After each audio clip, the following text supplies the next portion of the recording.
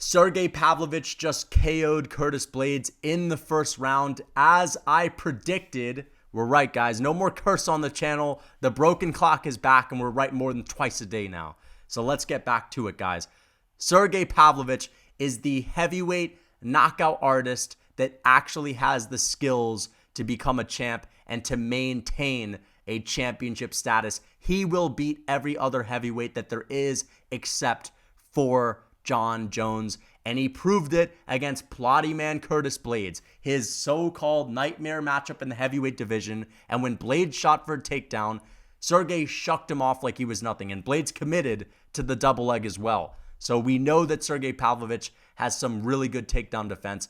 That will be an interesting thing to keep in mind with a future Jon Jones fight, which is probably never going to happen considering Jones is going to retire. I will say this, though.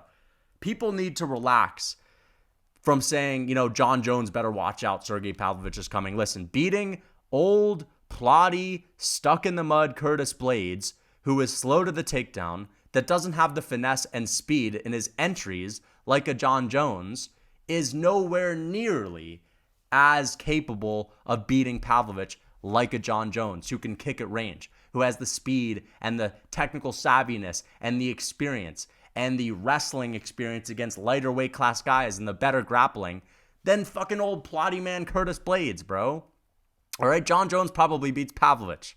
All right, Pavlovich has a chance, but he doesn't have like the one-shot chance because you know what, guys? Pavlovich doesn't have Ngannou's power, right? He was landing a lot of big shots on Curtis Blaydes' chin that Blaydes was just eating early on. The thing is, though, as soon as he landed that grazing right hand on the side of Curtis Blaydes' head, the same exact shot that I said was going to land, that I said was going to knock Curtis Blaydes down, he fell like the Leaning Tower of Pisa. And that is the same shot Francis Ngannou landed in China a few years ago. And Blaydes, as usual, pooped his pants in front of the big, heavy punchers in the division. He always beats the regular strikers, the regular heavyweights.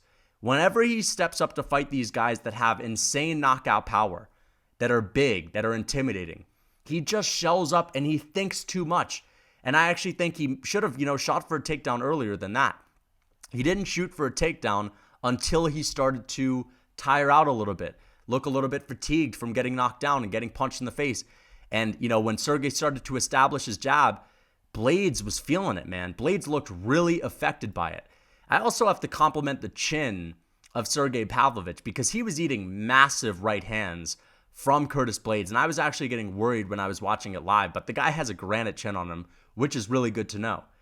And if you're not a Sergei Pavlovich fan, or if you weren't a fan, you probably are a fan now because this is not Ngannou blitzing forward against Rosenstrike, swinging like he's, got a couple of brain cells. This is Sergei Pavlovich throwing straight punches, beautiful lead uppercuts, really good combinations, and he has speed, and he has high output, and he's not just, a frozen one like a Derek Lewis on the fence either. So this is a really entertaining knockout artist who now has takedown defense, high output. I think he gives everyone a run for their money. I think he would go in there and beat Cyril Gane. Now, Cyril Gane is not stuck in the mud and plotty like Curtis Blaydes. He can move. He can kick at range. He has been in some scraps before with Volkov. He got scrappy with Tai Tuivasa and came out on top of it. He has some sting at the end of his shots that most people don't give him credit for. And him getting embarrassed by Jon Jones on the ground does not mean that he's going to just get embarrassed by Sergei Pavlovich on the feet. I'd still pick Pavlovich because, again, it's not only the fact that he has the power. It's the reach. It's the speed. And most importantly, it's the output. This is what makes him more dangerous than a guy like Francis Ngannou because he is throwing with good technique, straight punches down the pipe. He's establishing a jab in his fights. Francis Ngannou doesn't fucking have a jab. He doesn't establish a jab, a 1-2. Francis Ngannou doesn't really do any of that. The technical version of Francis is a jab every now and then, a right hand every now and then, hoping it lands, and then blitzing you with a crazy hook. Sergei Pavlovich is fighting like a boxer with good takedown defense, and he has high output, which is scary.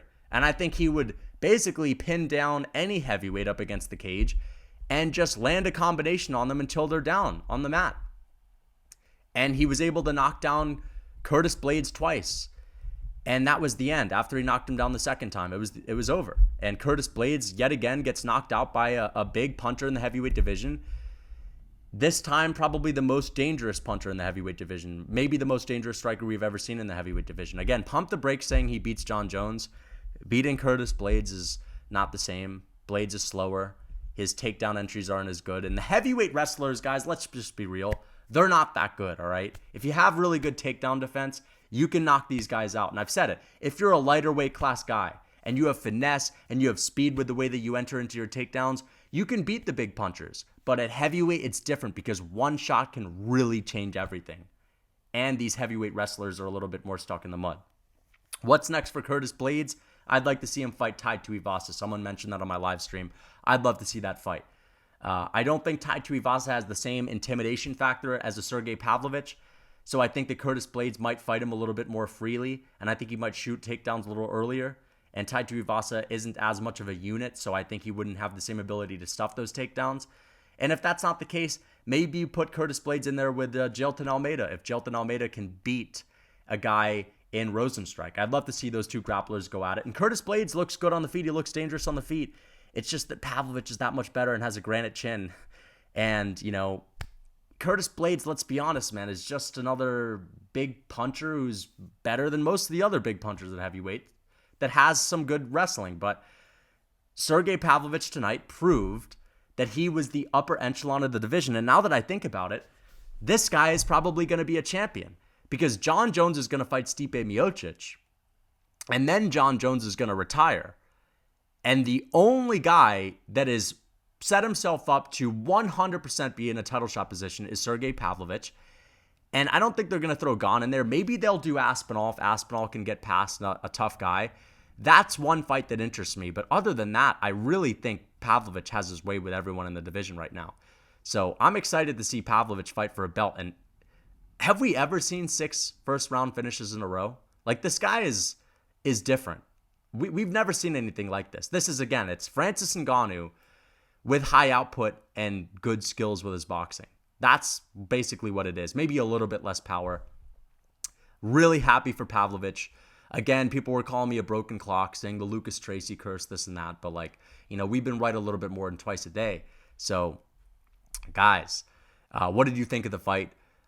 Got a feel for Curtis Blaydes. You know, I'm a Curtis Blaydes fan. I've been listening to some of his interviews. He's so humble. I like the way he's, you know, stuck it to the UFC and said, listen, I'm not going to try to go out here and brawl. I'll have boring fights as long as I win. I just want to be a champion. And he's all about just fighting for a belt. He's not about the show business and all that. He just wants to be a champ, and you have to feel for him. But, like, dude, people were acting as if, like, he won against Derek Lewis. And I'm like, Cyril Gane is not losing to Derek Lewis. John Jones is not losing to Derek Lewis. Like, you getting KO'd by Derek Lewis means that you're not the absolute monster that people think you are.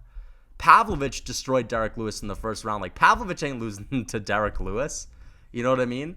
And if you want to be this, like, sick heavyweight wrestler, then you got to have the speed of a John Jones, the finesse of a John Jones. Like, the way Jones was able to take down Gane, that was with speed and finesse. Curtis Blaydes just kind of ducks into the takedown and gets through with it on his power and his college technique, but he ain't fast. And Pavlovich is fast, and Pavlovich is big. This is the biggest Pavlovich has ever been, weighing in at 260. He's usually coming at 255. He's getting bigger and bigger. He was getting pissed off in his interviews this week when people were asking him about his loss to Overeem. He was getting pissed. So I'm happy that he won this time.